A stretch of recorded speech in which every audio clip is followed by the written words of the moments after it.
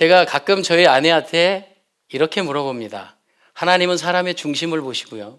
그리고 여자들은 대부분 남자를 선택할 때 남자의 능력을 본다는데 당신은 너무 날 선택할 때 외모만 보는 게 아니야 라고 제가 이렇게 얘기하면 비슷한 반응을 합니다. 저희 아내가 푸하 웃으면서 말도 안 되는 소리를 한다고. 근데 요즘은 저희 큰아들까지 옆에서 같이 웃어서 제가 굉장히 민망하지만 저는 꿋꿋합니다. 왜냐하면 저는 이래봬도 모델 출신이거든요. 모델 출신인데 어디 모델이냐면요, 제 고향인 전라북도 옥구군 인피면 읍내리 사진관에 제 100일 사진이 오랫동안 걸려 있었다는 전설 같은 이야기가 내려옵니다. 제가 이 말을 안 믿으실까 봐 사진 갖고 왔습니다. 이게 제 100일 사진과 돌 사진이에요. 잘 보이세요? 네. 이게 걸려 있을 만하지 않습니까? 그런데 문제는 이때를 기점으로 제 전성기가 끝나버렸다는 사실입니다. 그 미모가 돌아오질 않아요. 저희 어머니께서는 늘 이 미모는, 어릴 때 미모는 20살이 지나면 돌아온다는 거예요. 근데 20살이 되고 25이 돼도 그 미모가 돌아오지 않습니다. 그러나 저는 제 외모를 사랑합니다. 왜냐하면 하나님 주셨기 때문에. 다음 사진을 보여주시기 바랍니다. 다음 사진은 이게 누구 사진이라고 생각하시죠? 저희 큰아들 사진입니다. 큰아들 돌 때 사진이거든요. 닮았나요? 제가 볼 땐 굉장히 닮았습니다. 어떤 때는 저희 아들들은 이 사진을 보면서 저게 아빠고 저게 큰 형이고 뭐 이런 얘기도 하거든요. 근데 제가 뭐 사진 자랑을 하러 나온 거 아니고요. 이 저희 큰아들을 제가 결혼하고 4년 만에 낳았습니다. 그러니 얼마나 기쁘겠어요. 이 아이를 낳고 저희가 이 아이를 좀 기쁘게 해주려고, 웃게 해주려고 저와 와이프와 온갖 재롱을 다 떱니다. 그 앞에서 할머니 할아버지까지 다 재롱을 떱니다. 저 뒤에 계신 김승환 형제 가정도 아실 거예요. 아이 한번 웃는 게 그렇게 좋아서 그 앞에서 막 웃고 즐겁게 하거든요, 어른들이. 그런데 그 아들이, 저 돌 지났던 아들이 이제 장성해서 중학생이 됐거든요. 근데 제가 만약에 중학생 아들 앞에서 까꿍 하고 그러면 되게 싫어합니다. 아빠 왜 이러세요? 지금은 안아주는 것도 되게 어색해 하더라고요.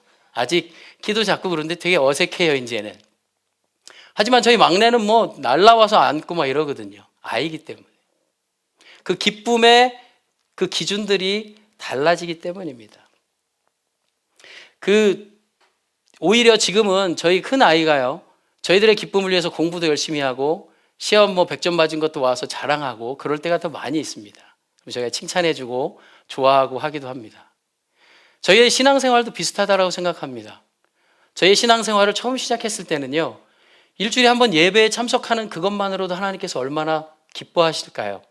왜냐하면 사실 그 시간, 1시간이라고 생각하면 되게 별것 아닌 것 같지만 주일 1시간 하나님 앞에 나오는 시간이 얼마나 쉽지 않은 것 잘 아실 거예요. 신앙의 초기 때는. 그런데 신앙의 연수가 계속 됐는데도 불구하고 계속 예배에 참석하는 걸로만 하나님 기뻐하신다라고 생각하면 조금 어려울 수도 있습니다.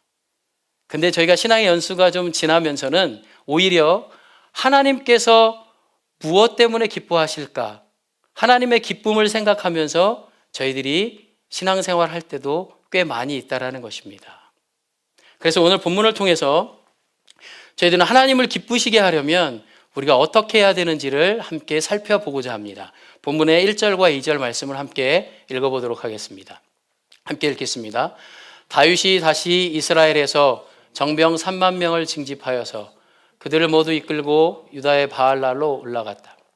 거기에서 하나님의 궤로 옮겨올 생각이었다. 그 궤는 그룹들 위에 앉아 계신 만군의 주님의 이름으로 부르는 궤였다. 아멘. 다윗이 목동 시절에 사무엘로부터 기름 부음을 받았습니다. 그런데 기름 부음 받자마자 바로 이스라엘 왕이 됐습니까? 그렇지 않습니다. 7년이라는 세월 동안에 참으로 힘들고 어렵고 사울에게 쫓기고 죽음의 위협 앞에서 살아남고 그런 시기를 거치다가 이제 드디어 온 이스라엘의 왕이 됐습니다. 온 이스라엘의 왕이 된 후에 가장 첫 번째 한 일 중에 하나가 바로 하나님의 법궤를 옮겨오는 일이었어요. 하나님의 법궤가 블레셋에 빼앗겼다가 아비나답이라는 사람의 집에 거의 20년 가까이 머물러 있었어요. 잊혀지게 있었어요. 하나님의 법궤가 무엇을 상징하는지 아십니까? 하나님의 임재를 상징합니다. 그런데 그들은 잊고 살고 있었습니다. 그래서 다윗 왕은 이제 왕이 되자마자 첫 번째로 이 궤를 옮겨오기 위해서 여러 가지 준비를 열심히 합니다. 그래서 3절에 이렇게 기록합니다. 3절을 보도록 하겠습니다. 함께 읽겠습니다. 그들이 언덕 위에 있는 아비나답의 집에서 하나님의 궤를 꺼내서 새 수레에 싣고 나올 때에 아비나답의 두 아들 우사와 아이요가 그 새 수레를 몰았다. 아멘. 5절 말씀입니다. 다윗과 이스라엘의 모든 가문은 온 힘을 다하여서 잣나무로 만든 온갖 악기와 수금과 검은고를 타며 소구와 꽹과리와 심벌들을 치면서 주님 앞에서 기뻐하였다. 아멘. 상황은 이렇습니다. 이제 하나님의 임재의 상징인 법궤를 가지고 오기 위해서 새 수레를 준비합니다. 왕으로서 할 수 있는 일들을 다 합니다. 몇만 명을 모았다고요? 3만 명입니다.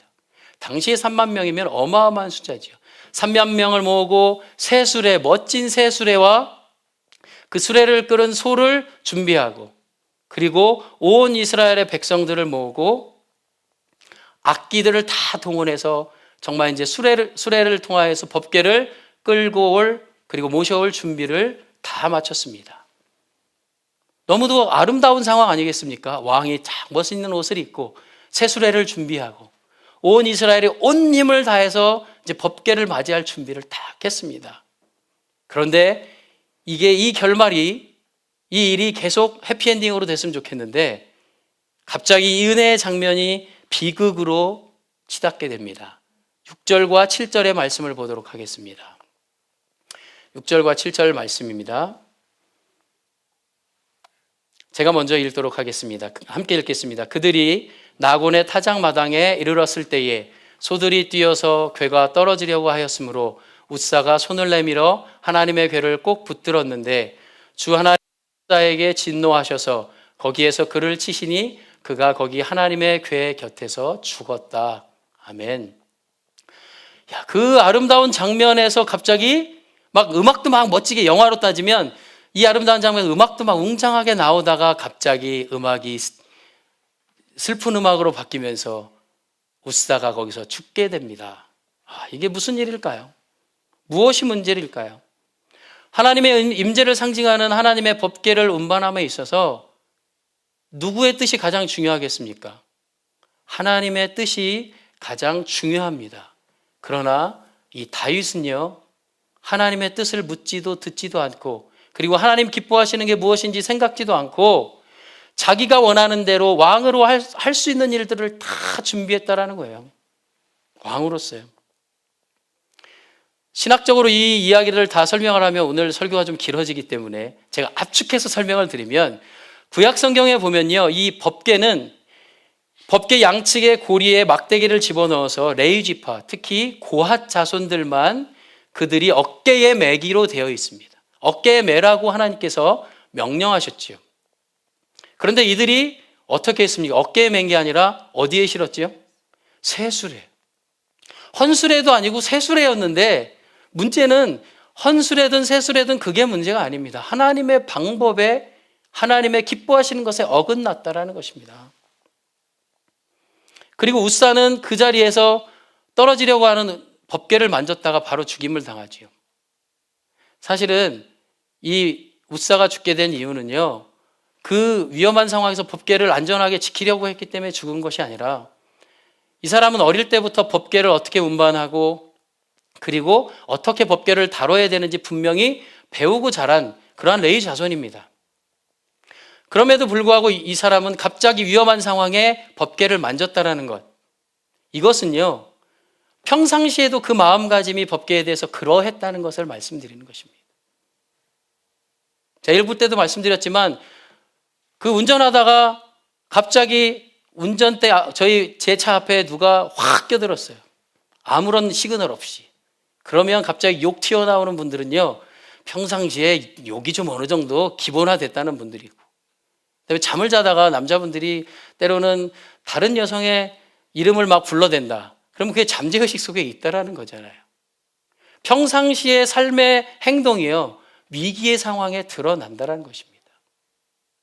그랬을 때 하나님께서는 웃사를 그 자리에서 치십니다. 얼마나 마음 아픈 것입니까? 그리고 또한 웃사는요, 다윗 왕이 두려웠기 때문에 이 언약궤를 운반하는, 법궤를 운반하는 이것에 대한 설명을 생략했을 수도 있습니다. 하나님을 두려워해야 될 사람이 사람을 먼저 두려워했다라는 것입니다.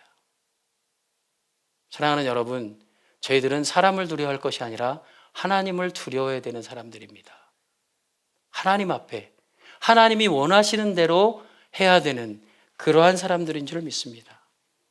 누군가를 기쁘게 하려면 날른다거나 아니면 마켓에서 일한다거나, 저도 미국에 와서 이런 거 해봤는데 적성이 안 맞더라고요. 한 달을 넘긴 적이 없습니다. 너무 힘들더라고요. 이게 육체 노동이죠. 근데 육체 노동뿐만 아니라 감정 노동도 있습니다.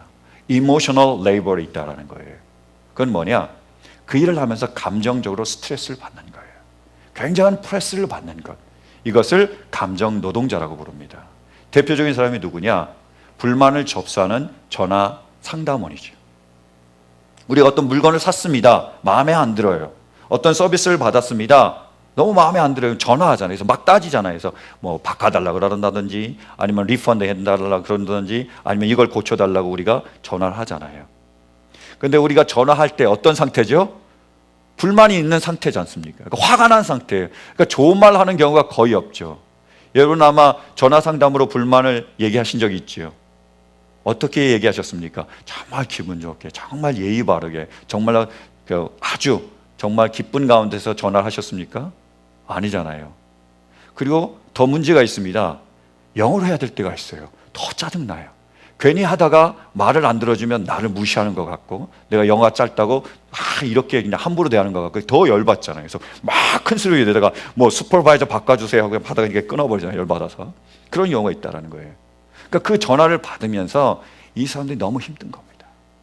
정말로 욕을 하고 말할 수 없는 말을 하고 함부로 대하는 그들을 통해서 너무 힘든 거예요. 그래서 죽고 싶다고 그렇게 고백하기도 한다는 거죠.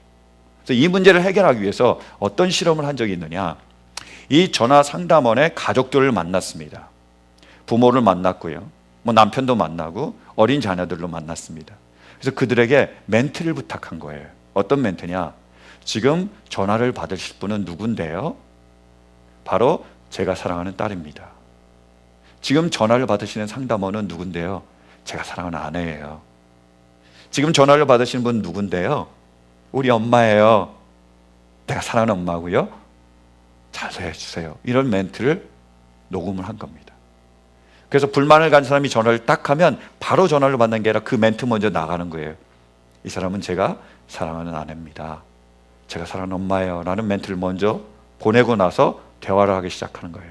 어떤 일이 벌어졌을까요? 태도가 바뀝니다. 수고하시죠. 이런 일이 있는데요. 목소리 톤이 달라져요.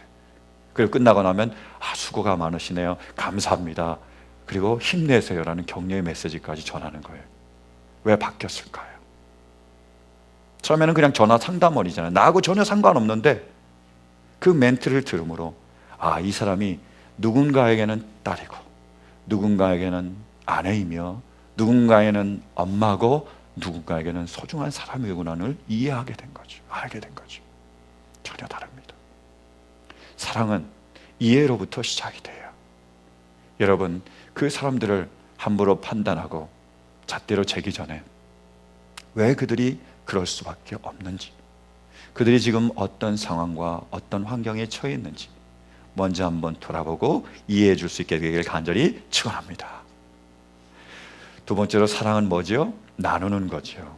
말과 혀로만 하는 건 사랑이 아니고 정말로 우리가 행함과 진실함으로 이렇게 나눌 수 있는 것이 바로 사랑입니다. 그래서 우리가 사랑한다면 물질도 나눠주고 그리고 시간도 나눠줘야 되죠. 저에게 사랑하는 세 자녀가 있습니다. 매일 아침에 아빠가 얘기해요. 내가 너희를 사랑한다. 자면서 얘기합니다. 아빠가 너를 사랑해.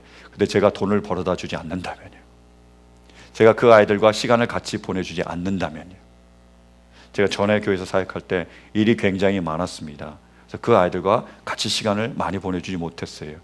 그때 어떤 느낌이 붙느냐? 옆집 아저씨 같은 느낌이에요. 제가 3일 동안 리트릿 갔다 왔는데 갔다 왔는지 말았는지 전혀 관심이 없더라고요. 사랑이란 물질을 주고 시간을 나눠주는 거예요. 뿐만이 아니라 정말 사랑한다는 것은 그 사람의 기쁨이 내 기쁨이 되고 그 사람의 고통이 내 고통이 되는 겁니다. 제가 정말로 좋아하는, 그래서 애용하는 탈무드의 예화가 있습니다. 어떤 사람이 랍비를 찾아왔습니다. 이렇게 묻습니다. 랍비님, 어떤 아이가 태어났습니다. 근데 이 아이가 몸은 하나인데 머리는 둘이에요. 그럼 이 아이는 한 사람입니까? 두 사람입니까? There is one baby, two heads. Is it one person or two people? 뭐죠? 랍비가 이렇게 대답합니다. 뜨거운 물을 가져오십시오. 그래서 한쪽 머리에 부으세요. 그래서 다른 쪽 머리도 똑같이 고통을 느끼고 뜨거움을 느끼면 한 사람입니다. 근데 이쪽에 아무리 뜨거운 물을 부어도 이쪽 머리가 아무런 고통을 느끼지 못하면 두 사람입니다. 이렇게 대답했어요. 멋진 대답이죠. 사랑이 뭐라고요? 이 사람이 기쁠 때 같이 기뻐하고, 이 사람이 고통받고 힘들고 어려울 때 나도 고통스럽고 아프고 마음이 저리는 것. 이것이 바로 사랑입니다. 부부가 있습니다.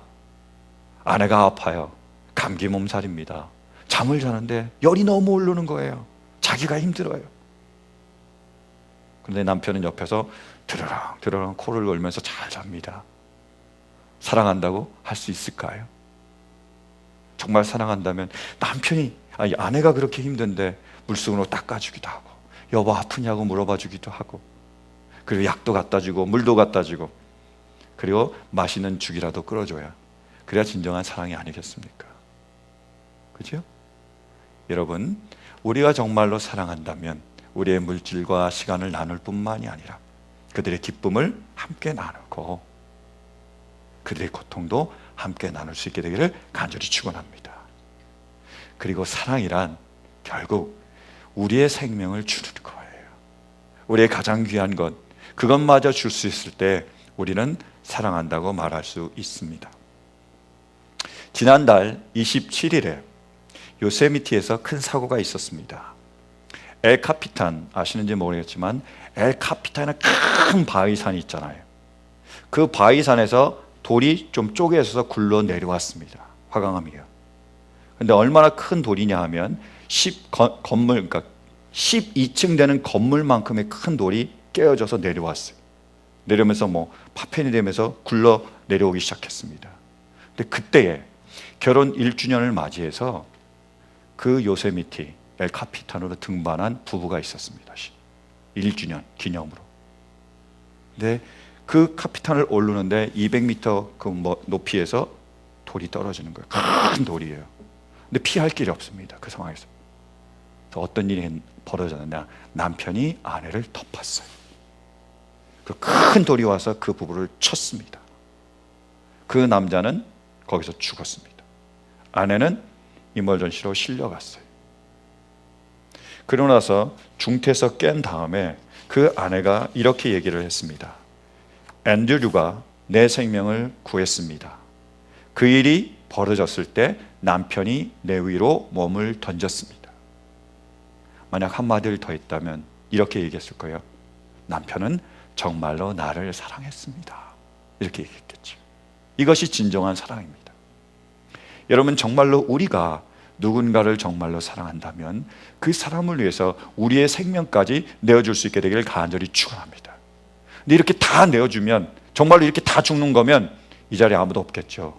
그죠? 다 죽어서요. 근데 우리가 어떻게 그러면 사랑을 해야 되느냐? 우리가 생명을 내어주는 사랑, 내가 죽는 사랑이란 내 감정이 있고 내 생각이 있고 내 원함이 있는데 이걸 내려놓는 것, 그것이 바로 이런 사랑입니다. 내 생각이 중요해요. 그죠? 근데 상대방의 생각을 돌아봐 주는 것. 내 감정이 중요합니다. 내가 잘 돼야 되죠. 내가 기뻐야 되죠. 그리고 내가 상처받는 게 너무 싫어요. 그럼 뭐요? 상대방은 상처받는 것 좋아할까요? 그런 말 합니다. 내가 너무 상처받아서 어떻게 그런 말을 해? 어떻게 그럴 수 있어? 그러면서 내가 보복해야지 해서 똑같이 얘기를 하면, 내가 아프면 그 사람은 아프지 않을 거예요. 내가 기분 나쁘면, 내가 이렇게 막말을 하면 그 사람은 기분 나쁘지 않을까요? 그렇잖아요. 내가 아픈 만큼 그 사람의 아픈 것을 보호해주고 내가 기쁜 만큼 그 사람을 기쁘게 해주는 것, 그럴 수 있는 게 사랑이지요. 그리고 내가 정말로 원하는 것이 있습니다. 정말로 바라는 것이 있어요. 때로는 그것을 내려놓고 그 사람이 정말로 원하고 바라는 것을 해주는 게 그게 바로 사랑입니다. 제가 가끔씩 결혼 주례 요청을 받습니다. 그럼 저는 반드시 예비 결혼 학교를 합니다. 예비 신랑 신부를 불러다 놓고요. 그리고 교육을 합니다. 네, 그때 꼭 해주는 이야기가 있어요. 어떤 숲속 마을에 소와 호랑이가 살았습니다. 소와 호랑이가 cow and tiger 너무너무 사랑했어요. 그래서 가족들의 극심한 반대에도 불구하고 서로 결혼했습니다. 매일 아침이 되면 소는 호랑이를 너무 사랑해서 자기의 가장 귀한 것을 가져다 줬습니다. 뭐죠? 풀. 호랑이도 소를 너무 사랑해서 차마 거절할 수 없었습니다. 호랑이도 매일 아침이 되면 자기의 가장 귀한 것을 가져다 줬습니다. 뭐죠? 고기, 미트. 소도 호랑이를 너무 사랑해서 거절할 수 없었어요. 그래서 소와 호랑이는 사이좋게 굶어 죽었습니다. 끝. 5가지 사랑의 언어를 쓴 게리 체프만 박사는 이렇게 얘기합니다. 사랑이란 내가 원하는 것을 주는 것이 아니라 그 사람이 원하는 것을 주는 것이다. 이게 사랑이죠. 내 생각과 내 감정과 내 원함이 중요하지만 그것을 내려놓고 정말 그 사람의 생각과 감정과 원함을 존중해 주는 것, 나는 그것을 위해서 내 모든 것을 내어줄 수 있는 것, 이것이 진정한 사랑입니다. 여러분, 우리 모두 이렇게 사랑할 수 있기를 간절히 축원합니다. 그런데 저도 알고 여러분도 다 알죠. 우리는 이렇게 사랑할 수가 없어요. 정말로 우리의 이 귀한 생명, 내 생각과 감정과 원함과 내 자존심과 내 상처까지 넘어서서 우리가 그 사람들을 사랑할 수는 없습니다. 왜요?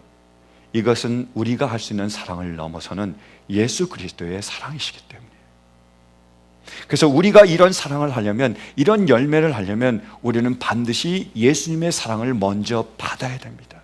하나님께서 말씀하세요. 너희가 나를 먼저 사랑하는 것이 아니라 내가 너를 먼저 사랑했다고 말씀하십니다. 이것이 필요한 거예요. 예수님의 사랑을 받아야, 그 하나님의 사랑을 받아야 비로소 우리는 그 사랑을 나눌 수 있습니다.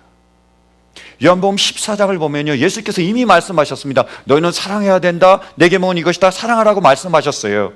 근데 그리고 나서 15장에 포도나무와 가지의 비유를 하시는 거예요. 왜냐하면요, 포도나무와 가지가 붙어 있을 때에, 가지가 포도나무로부터 그 사랑을 받을 수 있을 때에 비로소 우리는 그렇게 사랑할 수 있기 때문이에요. 말씀 보실까요? 5절 다시 돌아가서요. 함께 봉독합니다. 시작. 나는 포도나무요 너희는 가지이다. 사람이 내 안에 머물러 있고 내가 그 안에 머물러 있으면 그는 많은 열매를 맺는다. 너희는 나를 떠나서는 아무것도 할 수 없다. 아멘. 예수님은 포도나무십니다. 우리는 가지예요. 그래서 우리가 붙어 있으면, 머물러 있으면 어떻게 된다고요? 열매를 맺는다는 거죠. 당연하죠. 포도나무에 가지가 붙어 있으면 당연히 포도나무로부터 영양분을 공급받습니다. 가만히 있어도 공급받아요. 당연히 열매를 맺게 되지요. 저절로 자연스럽게 열매를 맺습니다. 붙어 있으면요.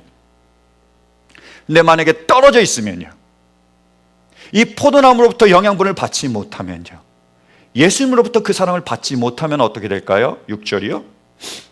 사람이 내 안에 머물러 있지 아니하면 그는 쓸모없는 가지처럼 버림을 받아서 말라버린다. 사람들이 그것을 모아다가 불에 던져서 태워버린다. 끊어져 있으면 받지 못해요. 예수님의 사랑이 없으면 사랑할 수 없습니다. 말라버리는 거예요. 이 세상에 예수님을 믿지 않는 그 수많은 사람들이 그렇게 사랑이 말라버리는 이유는 바로 그들이 예수님의 사랑을 받지 못하고 있기 때문입니다. 사랑하는 성도 여러분, 우리 모두 이 예수님의 사랑을 받을 수 있게 되길 간절히 바라요. 어떻게 그 사랑을 받을 수 있을까요? 그 사랑을 간절히 구해야 합니다. 7절 말씀 보시겠습니까? 너희가 내 안에 머물러 있고 내 말이 너희 안에 머물러 있으면 너희가 무엇을 구하든지 다 그대로 이루어 주실 것이다. 우리가 예수님의 사랑을 간절히 원하고 그 사랑을 구할 때에 예수님께서 사랑을 주시겠다고 말씀하시는 거예요.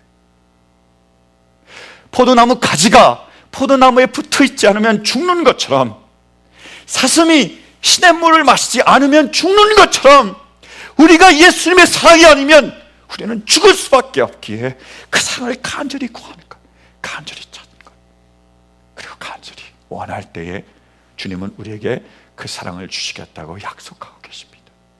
이렇게 구할 때 주님은 우리에게 이 사랑을 주시는 분입니다. 그런데 주님의 사랑을 전하는 것만큼 어려운 게 그 사랑을 받는 거예요. 그렇지 않습니까? 여러분, 지금 우리 모두가 다 예수님의 사랑이 필요한데 정말 그 사랑을 달라고 주님께 나와 간절히 구하고 계시나요? 사랑이 필요한데요. 예수님의 사랑이 있어야 되는데, 그래야 우리가 살아갈 수 있는데요. 예수님, 나에게는 예수님의 사랑이 필요합니다. 정말 필요해요. 없으면 죽습니다. 나에게 사랑을 주세요 라고 나와 우리가 구하고 있나요? 어떠세요? 어렵지요. 믿기가 어렵잖아요. 예수님이 보이시지 않는데, 보이지 않는 예수님께 나와서 보이지 않는 사랑을 달라 그러면 예수님이 과연 주실까? 믿기 어렵지요. 정말로 내가 예수님께 나와 간절히 구한다고 하더라도, 예수님이 사랑한다는 말을 믿고 내가 구한다 하더라도 다른 사람에게는 사랑을 줄지언정 과연 나에게 사랑을 줄까? 믿기 어렵습니다. 믿는다면 당연히 나와 구하겠죠. 그래서 말씀하시는 거예요. 예수님께서 우리를 사랑하신다고 말씀하시고 그 사랑을 주시겠다고 말씀하시고 주기 위해서 구하라고 말씀하고 계세요. 그리고 우리에게 정말 필요한 예수 그리스도의 사랑을요, 우리가 나와 간절히 구할 때 우리 예수님께서는 그 사랑을 주십니다. 우리 안에 그리스도의 사랑으로 차고 넘치게 하실 거예요. 반드시 이루실 줄로 믿습니다. 이찬수 목사님이 쓴 에클레시아라는 책이 있습니다. 그 책에 이런 간증이 실려 있어요.